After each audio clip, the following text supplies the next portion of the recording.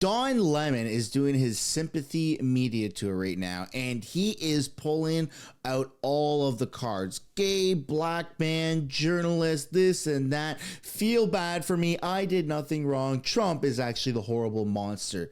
This is ridiculous. We're going to dissect it, and we're going to freaking laugh at Don Lemon because he's an idiot.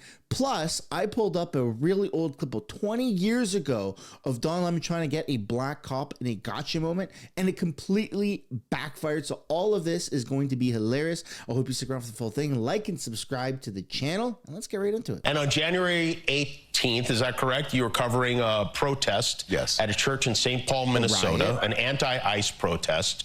Apparently there was a pastor at the church who was also a local ICE official, which is, I think, just as Jesus would want. And that's kind of weird. The crowd making fun of the job that pastor has in addition to being a pastor. Why are you doing that? Why are you making fun of hardworking Americans, unlike yourself?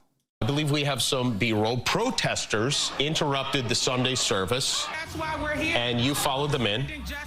You interviewed various people in the church.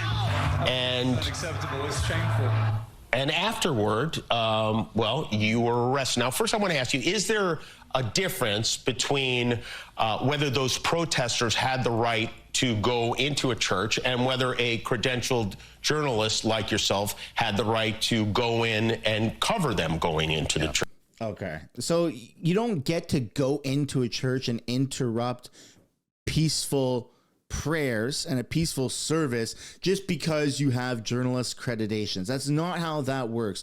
It's illegal in the United States to interrupt people that are worshiping while they are worshiping. It's actually a crime to do so. You can say, well, I had a camera and a microphone and I have this past that says I was once a journalist, but that doesn't mean you're off the hook. It's like saying that you're robbing a bank. Yeah, but I have a camera in my hand and a microphone.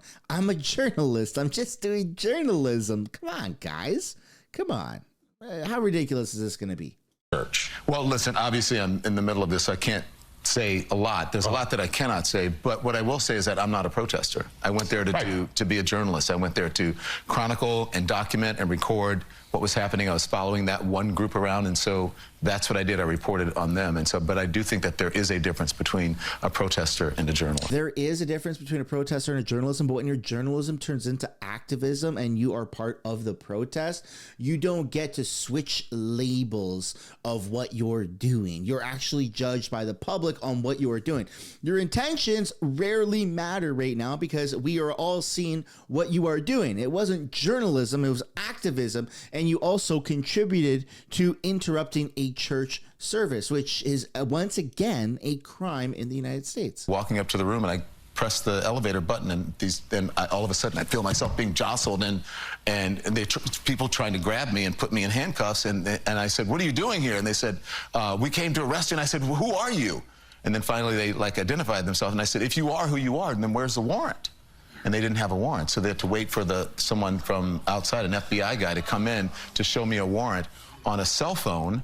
And by that time, I was like trying to, figure out what was going on and get my bearings, and they dropped all my stuff. My glasses had fallen on the floor. I'm like, yeah, no, you got your ass arrested because what you did was illegal, bro. I mean, now he's trying to play the sympathy card, and probably he's going to say, look, they targeted him because he's a gay black man. He's probably going to bring it up. I can't read that. So they had to pick my glasses up, and I read it, and still, what does that mean?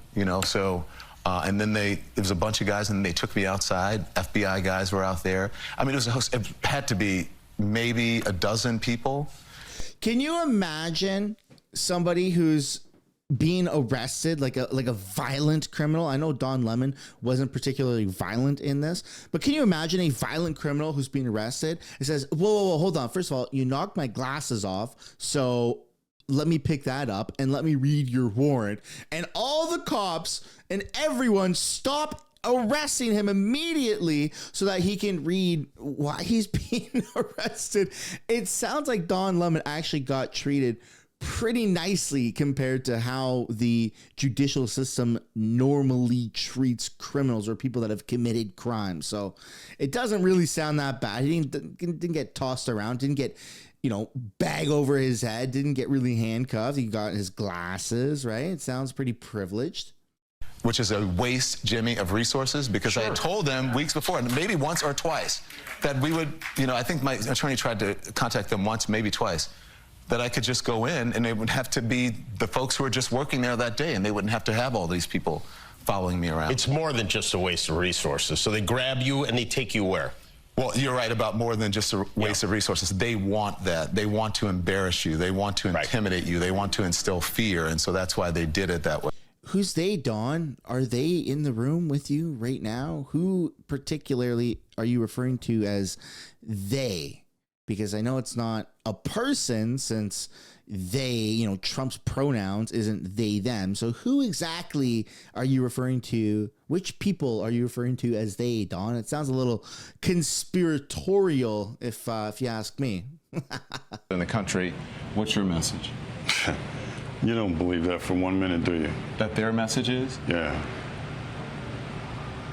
That's what they said to me. Okay. Yeah, I believe them. Of course. Any I believe them protests when they say over the deaths of these cops today in Baton Rouge? I don't know that. I don't know that.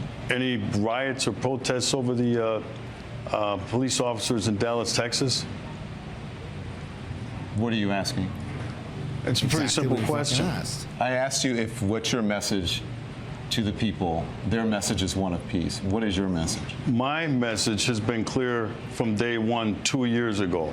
This anti-cop sentiment from this hateful ideology called Black Lives Matter has fueled this rage against the American police officer. I predicted this 2 years ago. So what I want to know. Okay, Sheriff. Do I want to know? With all due respect, do you know that this was because of that? Yes, I do. As a law enforcement officer? I've been watching this for 2 years. I predicted this. This anti-police rhetoric sweeping the country has turned out some hateful things inside of people that are now playing themselves out on the American police officer. I want to know, with all of the black-on-black violence in the United States of America, by the way, when the tragedies happened in Louisiana and Minnesota, you know that 21 black people were murdered across the United States? Was there any reporting on that? There was a black officer who was killed today. But was there any reporting on that? Sheriff, please, let's just keep the volume down here. So I understand, and listen, I'm looking at 3 dead cops this week. Sheriff. They're talking about something that's obviously super sensitive and very emotional. Sheriff, come on, calm down, bro. Calm down. What are you doing, huh? Come on, Sheriff, calm down. Come on.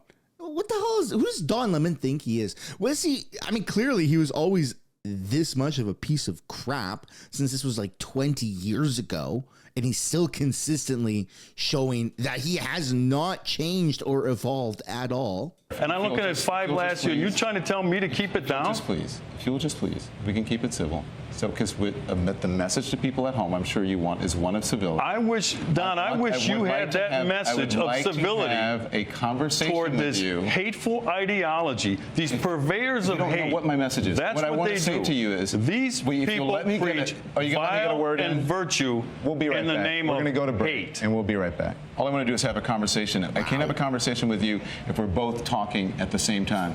What it sounds like to me is that you're accusing me of violence and supporting something. Yeah, it turns out that you were also, bit of an instigator and a shithead with that church. Don Lemon hasn't changed at all. He cut to commercial because he couldn't handle debating a police chief or a sheriff here. It's wild. Don Lemon literally has been the same disgusting, vile person for the last 20 plus years. It goes to show that he still has not realized that what he is doing crosses the line into activism, and he's just an absolute idiot. Anyways, that's the video. We can only handle so much Don Lemon before we want to start ripping our hair out. Let me know what you guys think down below in the comments. Should Don Lemon go to jail? Let me know what you guys think. Hit the like, subscribe. I'll see you later. Bye-bye.